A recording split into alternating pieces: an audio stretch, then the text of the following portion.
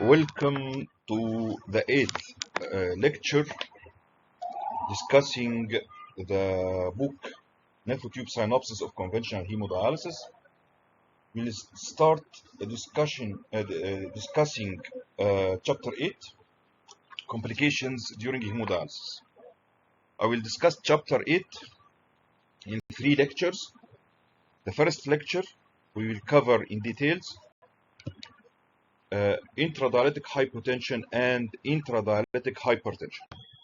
In the description of this video in YouTube, below the video, you will find some important links.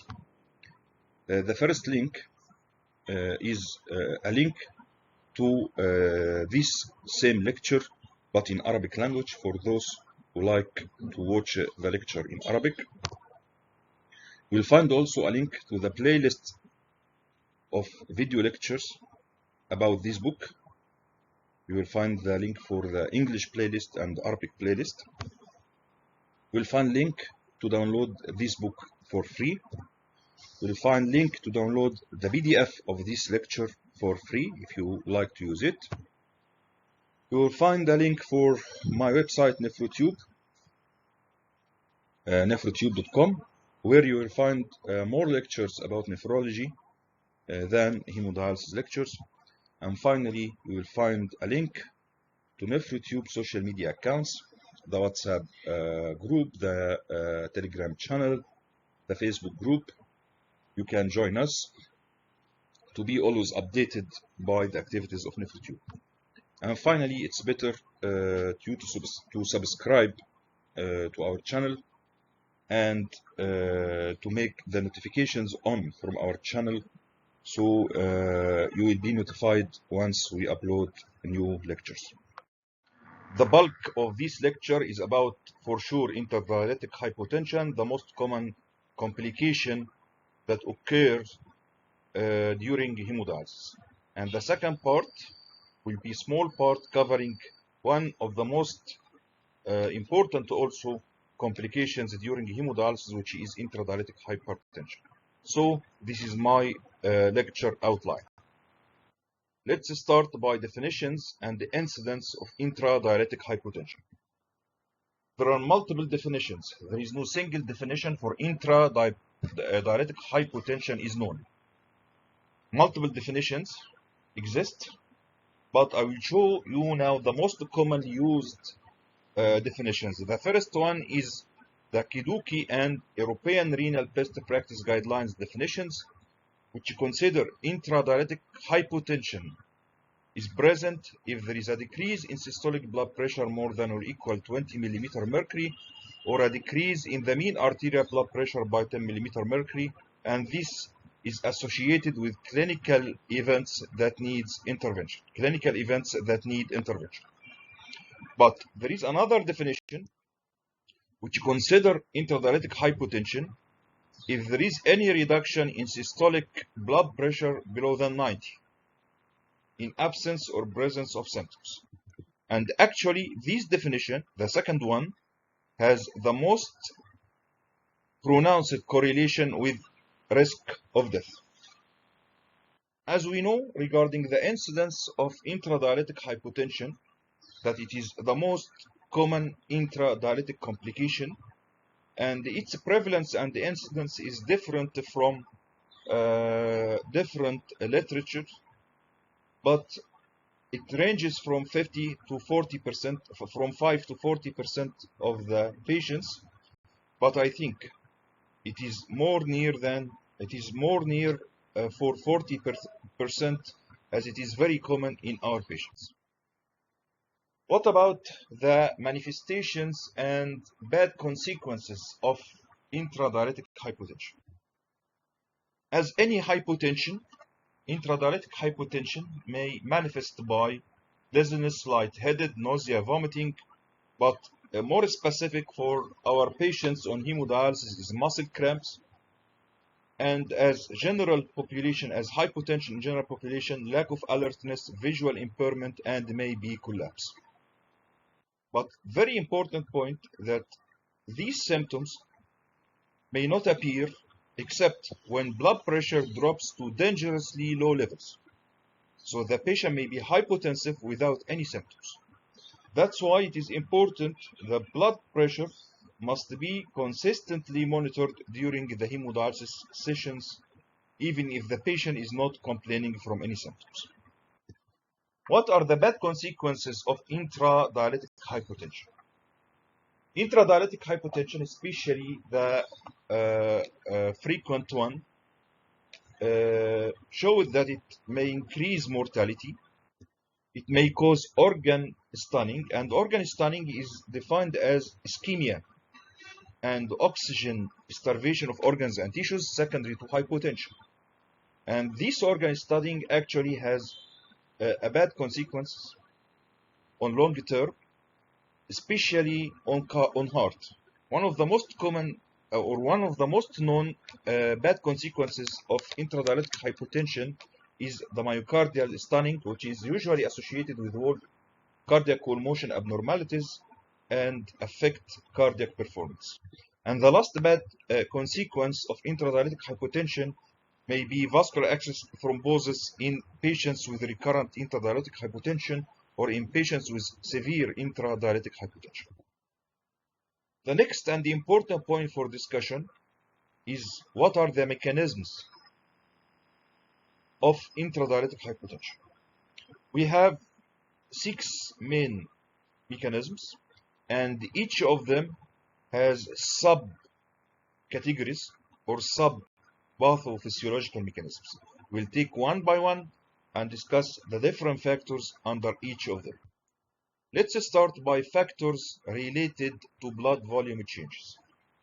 How change in blood volume can cause intradialytic hypotension.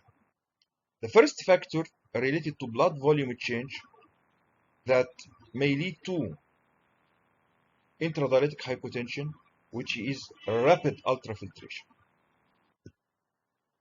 Normally, what is the effect of ultrafiltration during hemodialysis? During ultrafiltration, if the ultrafiltration is within 10 to 13 milli per kilogram per hour or less than this range, the water is shifted from the intravascular space to the dialyzer. Then there will be plasma refill. The plasma in the intravascular space will be refilled by water movement from the extravascular to the intravascular space. So during dialysis, during ultrafiltration, water moves from the intravascular space to the dialyzer, then water moves from the extravascular space to intravascular space to refill plasma. If the ultrafiltration is within this range or less, there will be enough time for the plasma refill of the intravascular space. There will be time for the refill of the plasma in the intravascular space, preventing intravascular volume depletion and preventing intradialytic hypotension. But if there is rapid ultrafiltration, and we consider rapid ultrafiltration, if the ultrafiltration is more than 10 to 13 milli per kilogram per hour, because the accepted ultrafiltration is 10 to 13 milli per kilogram per hour, which is equivalent to about roughly 0.5 liter to 1.2 liter per hour. If there is more ultrafiltration or rapid ultrafiltration than this, there will be not enough time for the plasma refill. The plasma refill will be slow than ultrafiltration, which lead to depletion of the plasma volume and hypotension. So the first factor which may cause intradialytic hypotension, and it is related to blood volume changes, is rapid ultrafiltration. The second point related to blood volume changes is large intradialytic weight gain. Actually, large intradialytic weight gains will lead to rapid ultrafiltration.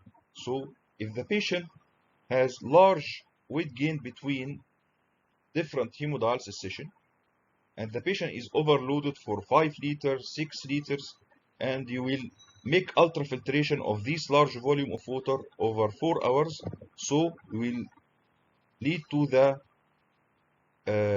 action of the first mechanism, which is rapid ultrafiltration.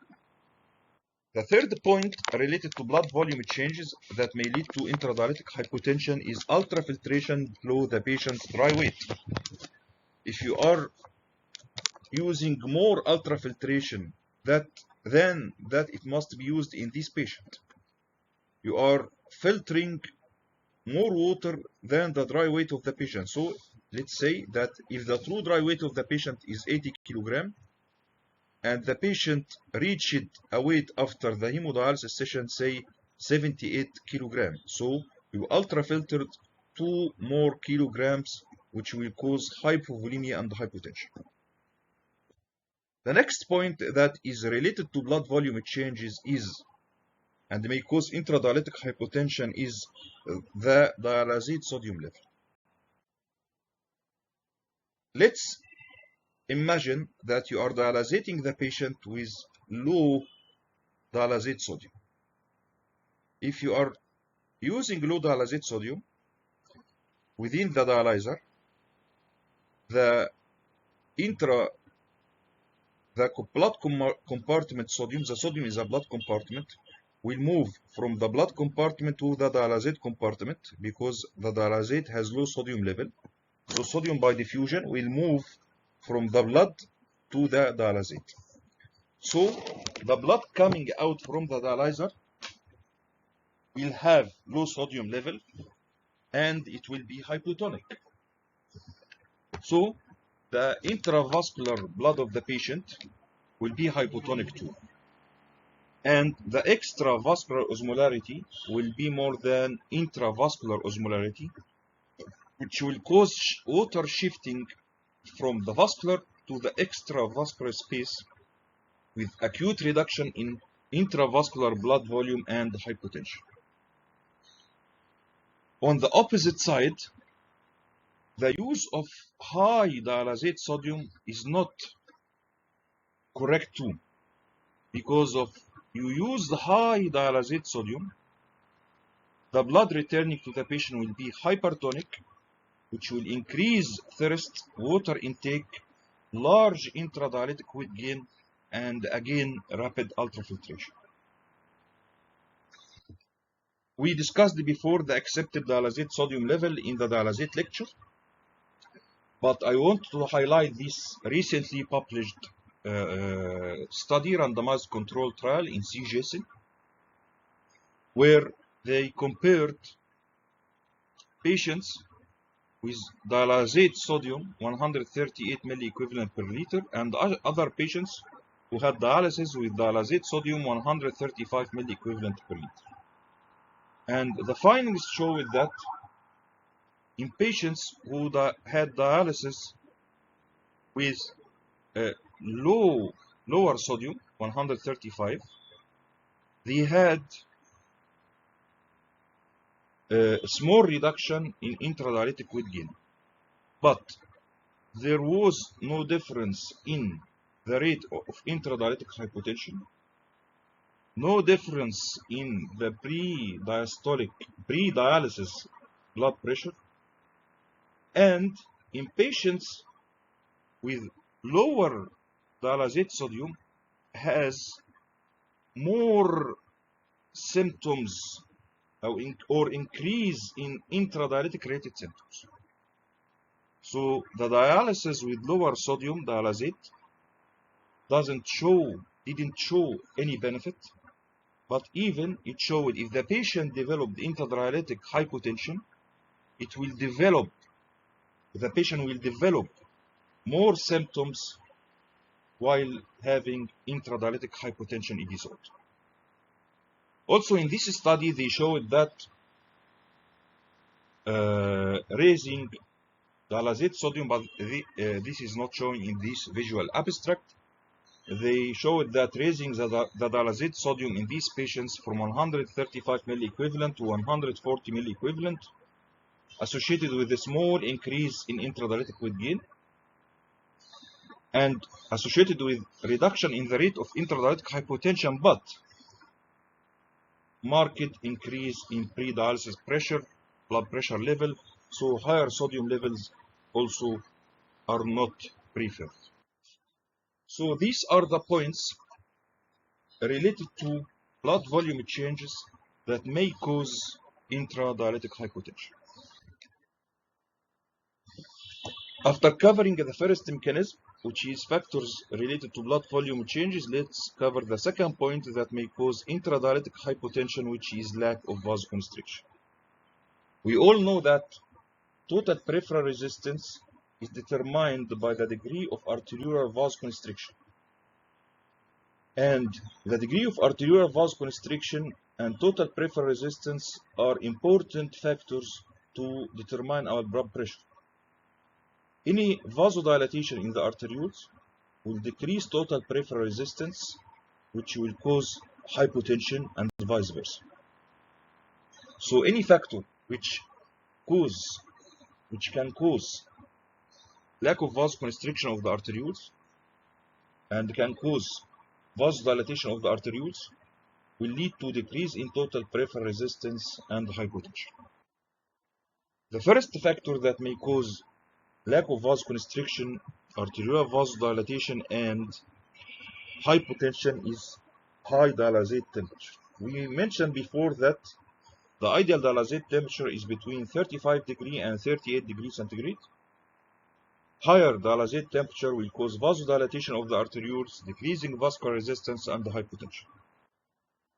The second point that may lead to vasoconstriction, which is low dialysate potassium level. They found that using low dialysate potassium concentration of 1 ml equivalent per liter will lead to loss of total peripheral resistance and hypotension. However, this level of potassium, dialysate potassium, is not commonly to be used in our hemodialysis units. The third and important factor that may cause arterial vasodilatation, hypotension, is food ingestion. Eating will cause splanchnic area vasodilatation with decreasing in peripheral resistance and hypotension. And the effect of eating on blood pressure may persist for a minimum of 2 hours.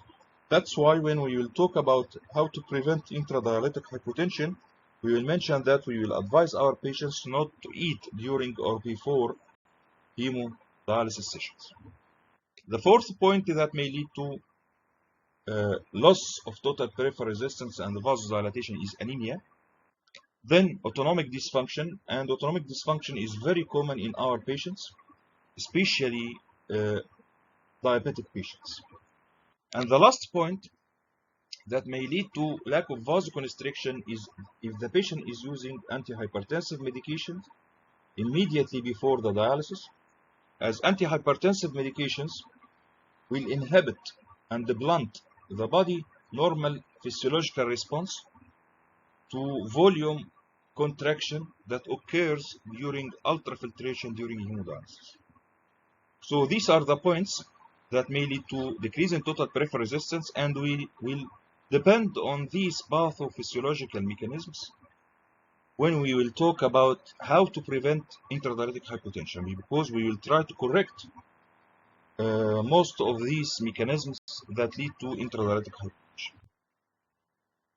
The third mechanism that lead to, or factor that lead to, or may lead to intradialytic hypotension in our patients is cardiac factor.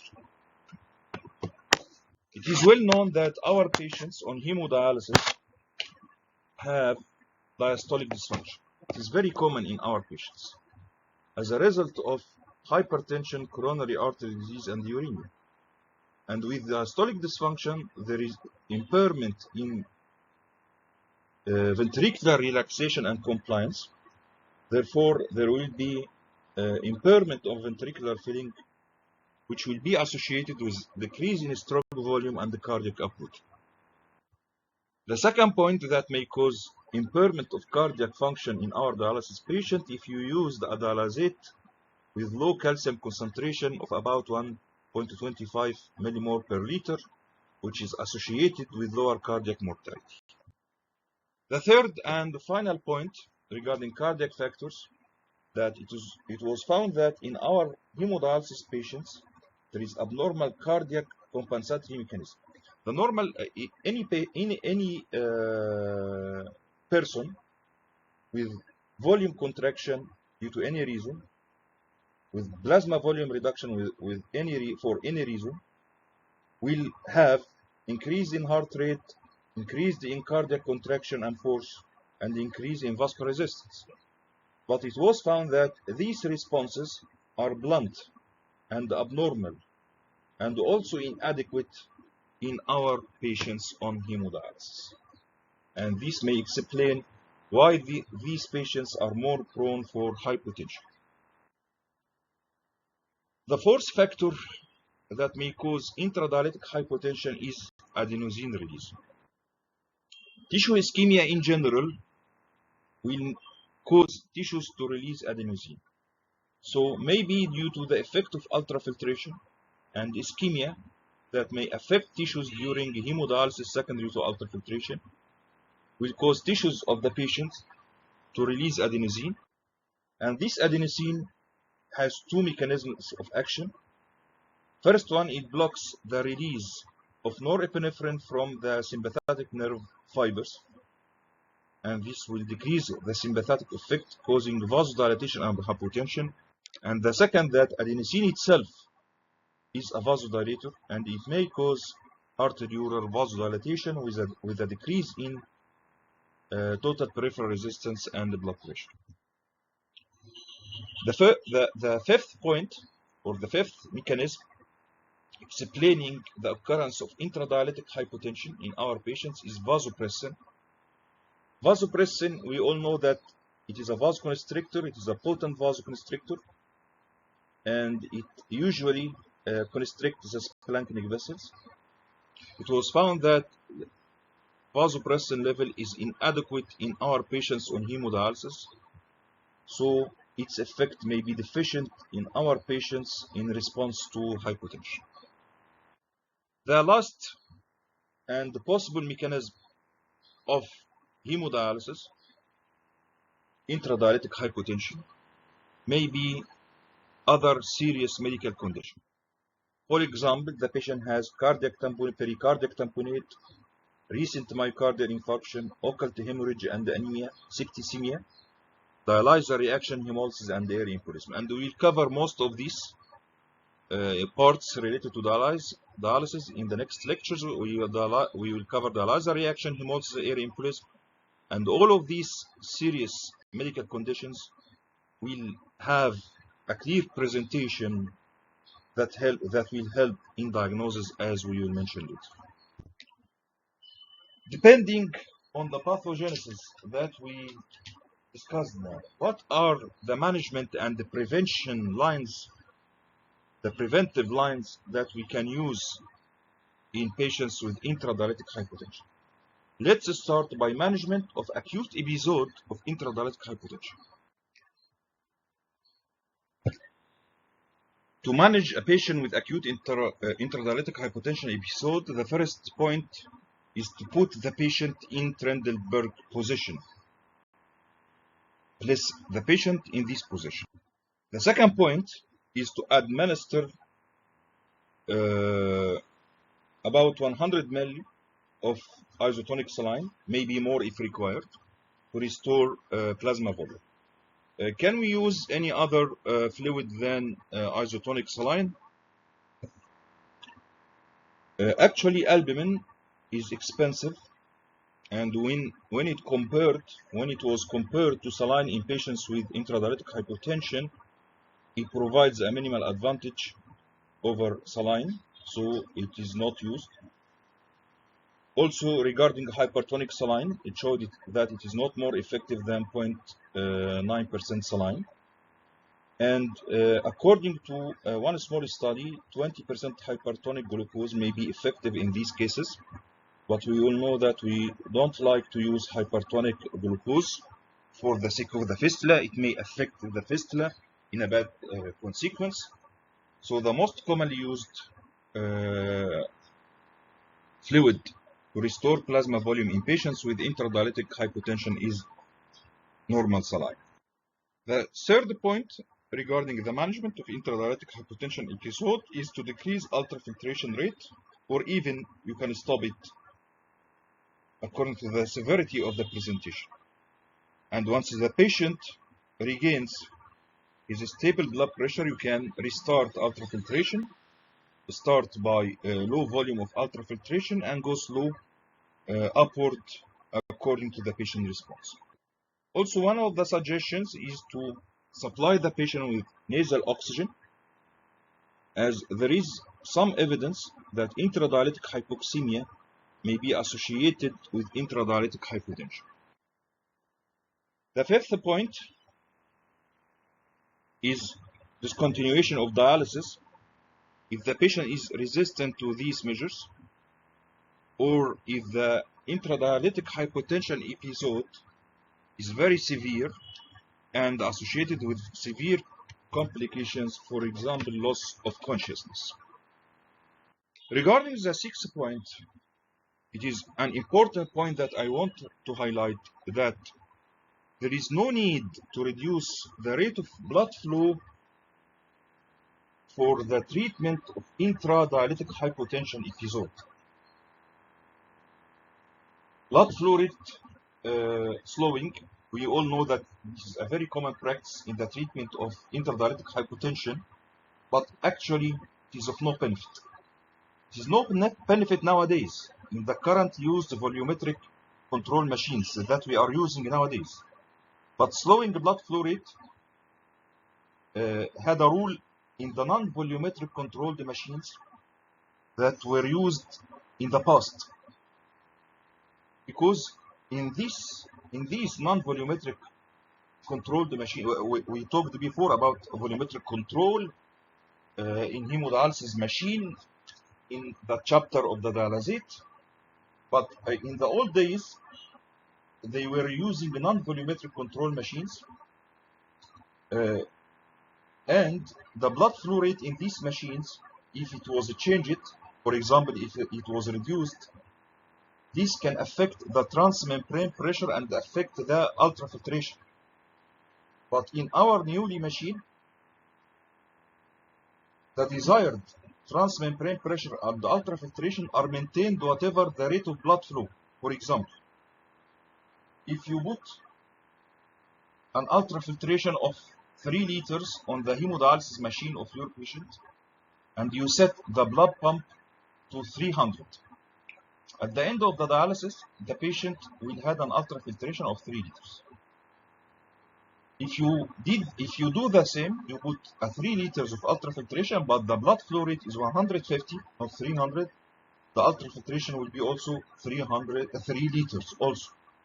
So the increase or decrease in blood flow rate will not affect the amount of ultrafiltration, because the amount of ultrafiltration and transmembrane pressure is adjusted by the hemodialysis machine itself in the new volumetric control machines. And this was not the scenario in the old non-volumetric control machines. In the old non-volumetric control machines, the blood flow rate was affecting the transmembrane pressure and the amount of ultrafiltration.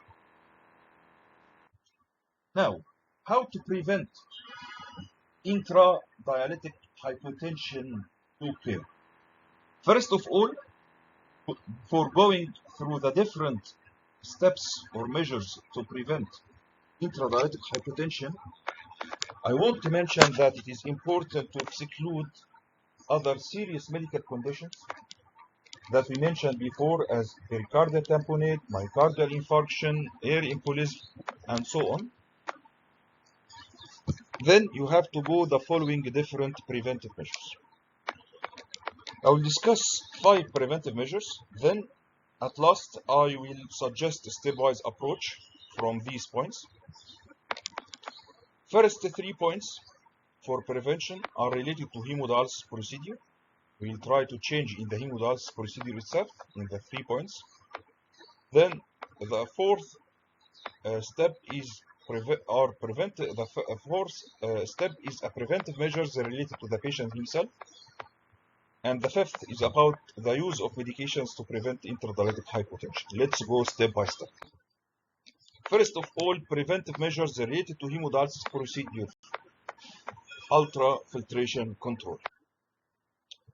You can remember that we showed that these before. That rapid ultrafiltration will cause hypotension because plasma refill will be slow. Okay, let's talk about ultrafiltration related measures that show a good benefit and it is easily to be used. The first is ultrafiltration rate control. You have to control your ultrafiltration rate to be within 10 to 13 milli per kilogram per hour or less than this, because more rapid ultrafiltration will cause hypotension. And if the patient has a large intradialytic weight gain, it is better to extend the hemodialysis session or make more frequent hemodialysis sessions to remove this extra weight. So now we show it one of the ultrafiltration related measures, which is the control of ultrafiltration rate, that showed a good benefit. But there are also ultrafiltration related measures that showed good benefits but are not widely available and are not widely used because of their poor availability. The first is blood volume control devices with feedback loop. This is a recent innovation where some hemodialysis machines contain software, and this software analyzes the blood volume changes during the hemodialysis session period. And this blood volume sensing device, through a feedback mechanism, it adjusts the ultrafiltration rate according to the blood volume changes during the hemodialysis session itself. But this, although it showed a good benefit, it is not widely available. The second important technique or measure that it is related to ultrafiltration that showed also a very good benefit in patients with intradialytic hypotension, but it is not widely available till now, which is isonatric hemodialysis, which is the new automated Dialysate sodium control biosensor. In this technique, sodium is removed by convection alone. I will show you how this actually acts. Let's imagine that this is the dialyzer, and this is the semi-permeable membrane. This is the blood compartment, and this is the dialysate compartment. We know that sodium moves from the blood compartment to the dialysate compartment by both diffusion and convection. But the major part of sodium moves from the blood to dialysate by diffusion. As we mentioned, that is the major or the main way of solutes transportation during hemodialysis. So we want to prevent the diffusion of sodium during hemodialysis, to prevent rapid decline of sodium from the patient's blood, to maintain intravascular osmolarity and volume. So in this procedure, isonatric dialysis, it will prevent sodium to move by diffusion, but it will make sodium to move only by convection. How this will be approached? In this procedure, there is a software in the hemodialysis machine which sense and monitor the sodium level in the blood of the patient. And then this biosensor will change the dialysate sodium frequently to be near to the patient's blood sodium.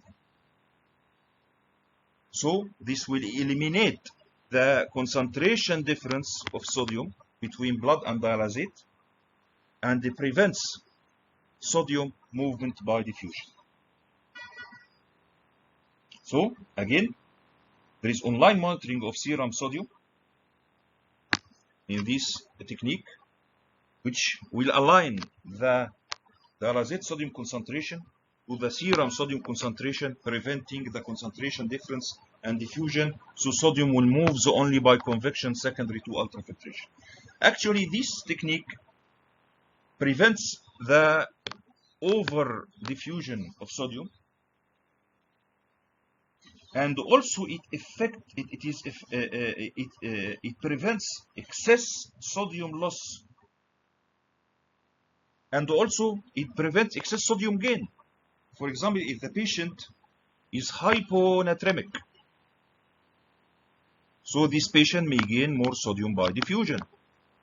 So this method is not only effective to prevent more sodium loss, but also it prevents more sodium gain. So it prevents more sodium loss and more sodium gain. The next points related to ultrafiltration control are measures that show with no additional benefit. So we now mentioned measures related to ultrafiltration that showed good benefit, as ultrafiltration rate control, blood volume control devices with biofeedback, and isonatric dialysis. Now we will show ultrafiltration related measures that showed no benefit and are not commonly used, and they are not supposed to be used. The first one is ultrafiltration profile. The ultrafiltration profile depends on the idea that during dialysis, throughout the dialysis session, there is a continuous urea diffusion from the blood to the dialysate, and the serum urea level decreases throughout dialysis session and becomes lower and lower as the session time passes. Approaching the second half of the hemodialysis session, the urea serum level decreases and causes low osmolarity, which will cause or lead to that extravascular osmolarity will be more than blood osmolarity, which will cause water shift osmosis from the intravascular space to the extravascular space, causing acute reduction in blood volume and hypotension. So the main idea of ultrafiltration profile depends on this pathogenesis, that in ultrafiltration profiling there is a remove for the greatest amount of fluid at the beginning of hemodialysis session, where the serum urea is still high, and this will be followed by gradual decrease of the ultrafiltration rate through the session. So the ultrafiltration, most of the ultrafiltration is done at the beginning of the dialysis, as at this time the serum urea is still high, which maintains the serum osmolarity. But actually, this method didn't show any benefit in the prevention of intradialytic hypotension. There is a debate about this point, but in general it is not recommended to be used. The second ultrafiltration related measure that showed also no benefit and is not commonly used is sequential ultrafiltration and dialysis. It depends also on the point that urea clearance during dialysis reduces the osmolarity that may induce shift of intravascular fluid into cells, causing hypovolemia and hypotension. So in this method, pure ultrafiltration is done alone, without dialysis, without diffusion. So if there is no diffusion at the start of the dialysis, there is no removal of urea, which will maintain plasma osmolarity and this will help the ultrafiltration of a good volume of water. And this will be followed by dialysis with diffusion to allow excess urea removal. So in this method, there is a sequential ultrafiltration and dialysis. There is a separation between the ultrafiltration and dialysis. You start by ultrafiltration without diffusion, then diffusion without ultrafiltration. But the main disadvantage of this method is it extends the period of treatment. Now we finished the measures related to ultrafiltration control. Let's see what are the measures related to the dialysate that can help in prevention of intradialytic hypotension. Let's start by dialysate related measures that show good benefit. The first one is the use of cool dialysate, because cool dialysate will cause vasoconstriction of the arterioles, increasing the total peripheral resistance and the blood pressure. The suggested temperature to get a cool dialysate, to make the dialysate temperature between 35 and 36 degrees centigrade. But there is another approach, is to individualize the dialysate temperature according to the patient temperature, according to the patient's temperature, not to fix it 35 to 36. There are two methods to individualize the dialysate temperature according to the patient temperature. One of them called empiric fixed reduction, and one of them called the isothermic dialysis. In the empiric fixed reduction, you measure the pre-dialysis tympanic membrane temperature of the patient and just adjust the dialysate temperature to be 0.5 degree lower than that of the patient's average pre-dialysis tympanic membrane temperature. The other, and it is not commonly available, is the isothermic dialysis, where the hemodialysis machine has a module with a feedback that measures the core body temperature of the patient and adjusts the dialysate temperature accordingly. The second method that showed benefit related to the dialysate is to use a dialysate calcium concentration of 1.5 millimole per liter, and to avoid low magnesium dialysate, it's better to use magnesium dialysate of more than or equal 1.5 millimole per liter. These are the dialysate related measures that showed good benefit. But there is one dialysate related measure that showed no benefit and is not commonly used, and it is not suggested to be used, which is sodium modeling. The sodium modeling depends on the idea that with urea diffusion there may be decrease in intravascular space, osmolarity, which causes osmosis and shift of water from the intravascular to the extravascular space, as we mentioned later. So sodium modeling depends on this idea. In sodium modeling, they dialysate the patient. We mentioned that with urea diffusion, there will be a decrease in the urea serum level with decrease in osmolality. In sodium modeling, at the beginning of the dialysis, they start by high dialysate sodium concentration between 145 to 155 millimole. This will make the returning blood to the patient hypertonic. This hypertonic blood will increase the serum osmolality, preventing its decrease secondary to the removal of urea. Then gradually, by the end of the hemodialysis session, they start to decrease the serum, the dialysate sodium till it reaches 135 to 140 millimole per liter by the end of the treatment. So, in the sodium modeling, they start by high dialysate sodium, then they start to decrease the dialysate sodium gradually till the end of the treatment. The main disadvantage of this approach is the possibility of developing hypertension because of the sodium load that enters the patient's blood, increased thirst, water consumption, which will increase the intradialytic weight gain, and for sure will cause rapid ultrafiltration. So it is not recommended to be used.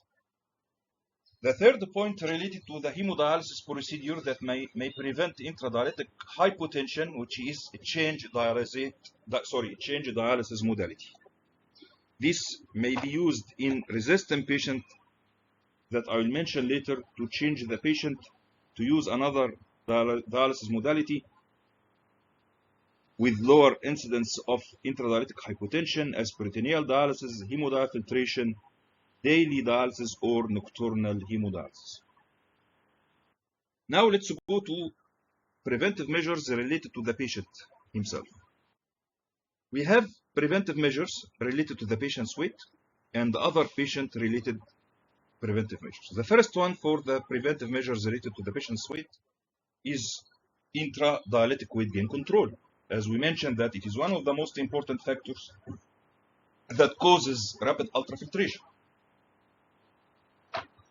To maintain good intradialytic weight gain of the patient, this can be achieved by patient education and educate the patient regarding the bad effect of intradialytic weight gain. Patients must limit the fluid intake if they are anuric to less than 1 liter per day.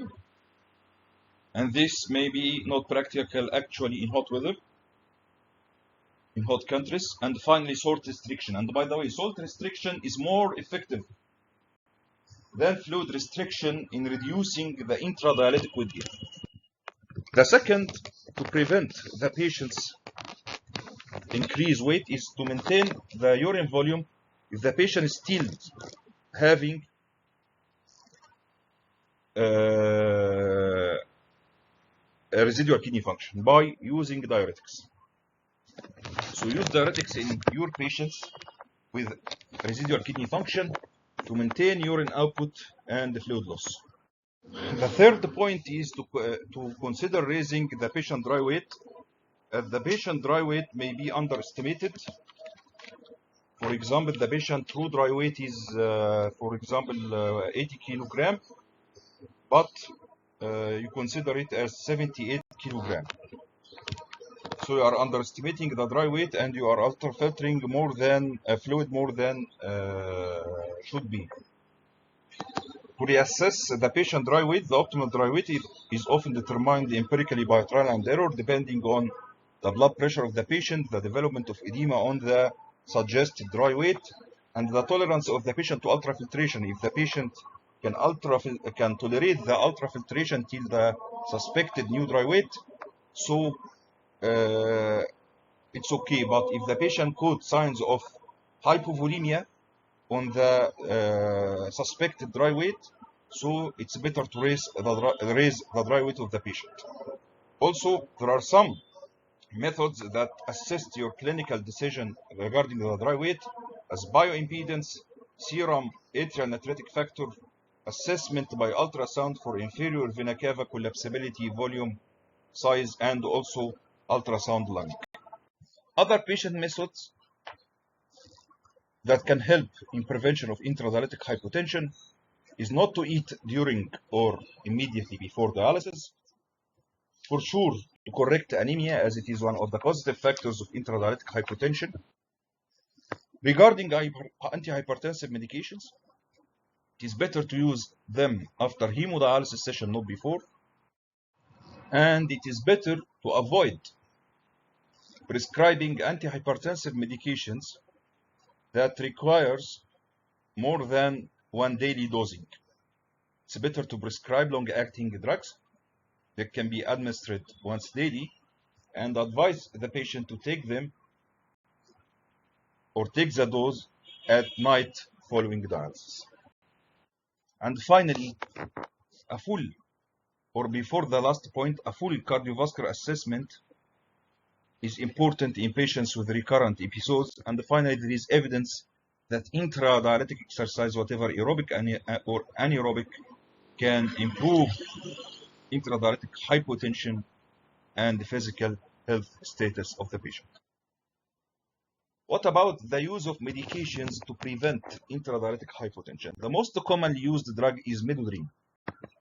It is an orally acting alpha adrenergic agonist. It's a dose to give the patient pre-dialysis oral dose from 2.5 to 5 milligram for about 15 to 30 minutes before hemodialysis. And if the response is not adequate to this dose, can increase the dose to 10 milligram 15 to 30 minutes before the hemodialysis session. And there are reports that they used up to 40 milligram of midodrine, but this is not commonly used. If the patient still if hypotension still occurs near the end of hemodialysis, you can give an additional intradialytic dose in the mid-dialysis time, provided that the administration of this intradialytic dose must be 3 hours or more after the pre-dialysis dose. The most common side effect of midodrine is supine hypertension, and for sure its contraindication is if there is active cardiac ischemia. No benefit for the use of midodrine if the patient is already using alpha adrenergic agonist or the patient has autonomic insufficiency, and we mentioned that this is very common in our patients, especially the diabetic. The most important point that midodrine didn't add any benefit or additive effect than the use of cold dialysate. So the use of cold dialysate may be enough. And I'll mention this in the summary now. Regarding other drugs, you can use sertraline. It is not commonly used, but it can be used. It improves autonomic function.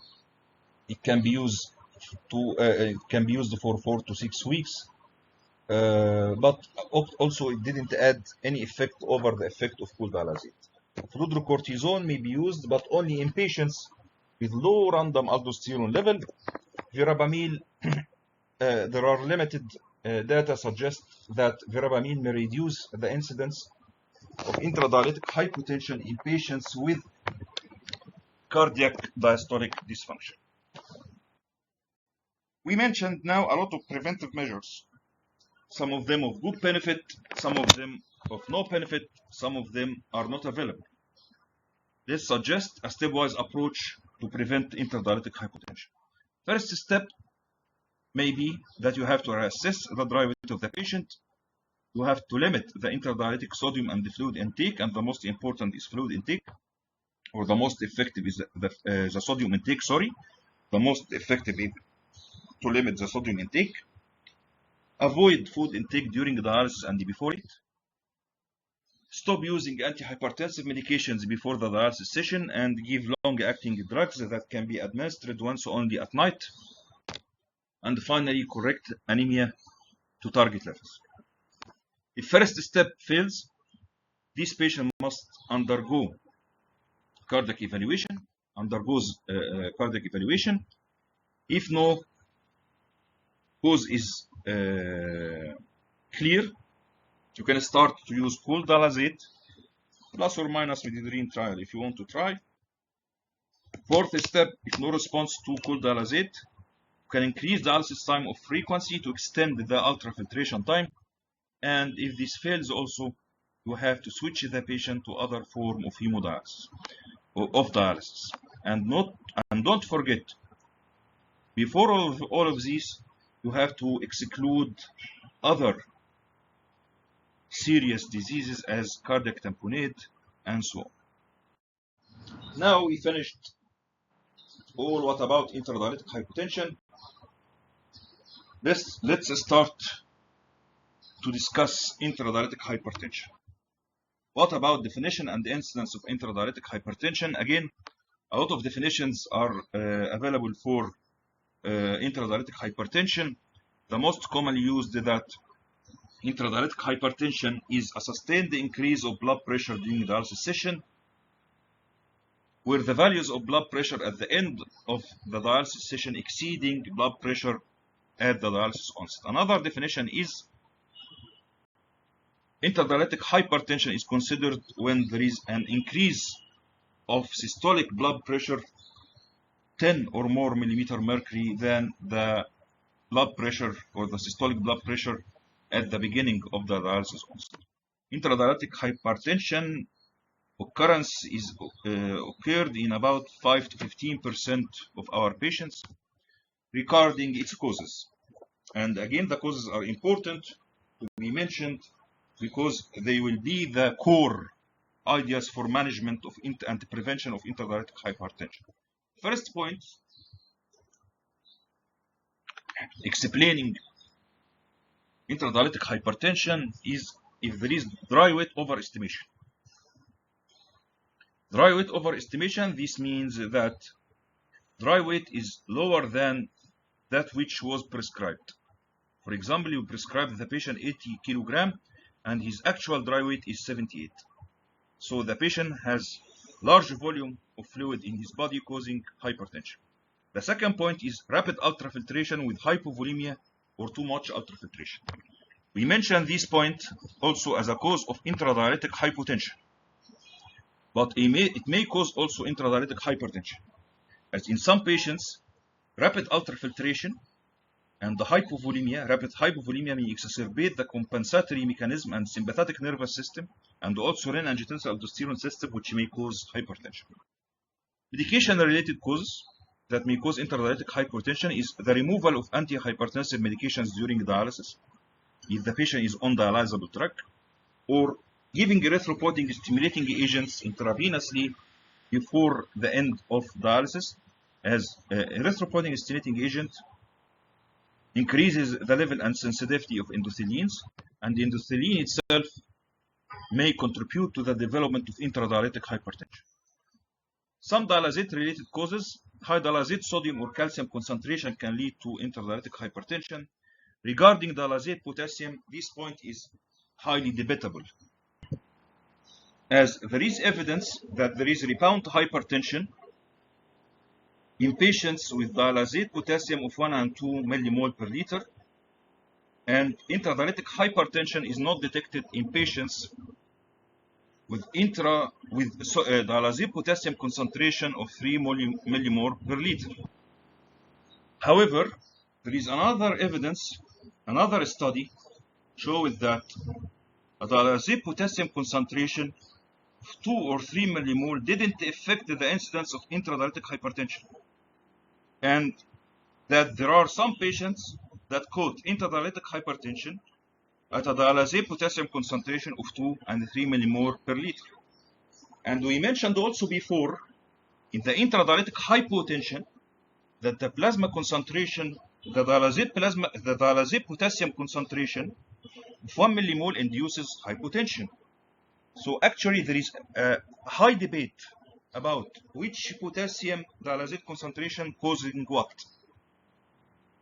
There is overlap between hypertension and hypotension, and even there is overlap between different concentration in the development of intradialytic hypertension. Finally, there is evidence that low intradialytic arterial oxygen saturation may induce intradialytic hypertension.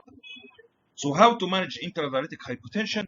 Depending on the causes we mentioned, first you have to reassess the patient dry weight and prevent large intradialytic weight gain to avoid rapid ultrafiltration and overactivity of the sympathetic and renin-angiotensin-aldosterone system.